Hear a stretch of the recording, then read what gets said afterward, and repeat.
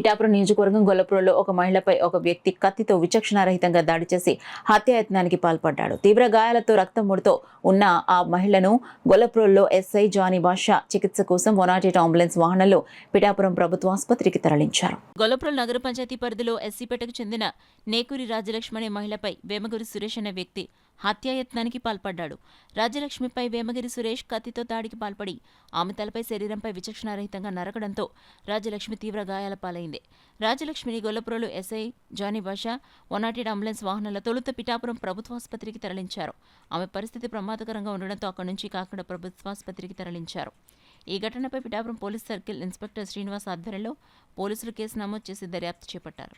ఆయన మా గోడ మా తలంలో కట్టిన గోడ ఆ గోడ గురించి గొడవ అయిందండి ముందోసారి.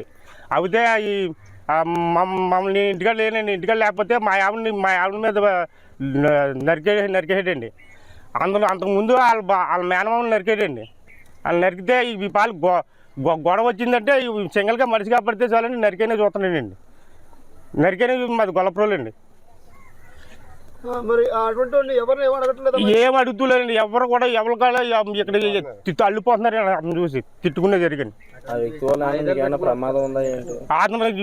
ప్రమాదం అండి. ఇంకా అతను ఇంటికాడ నేను లేని టైం చూసి మా ఆవిడ నరికేయండి శుభ్రంగా.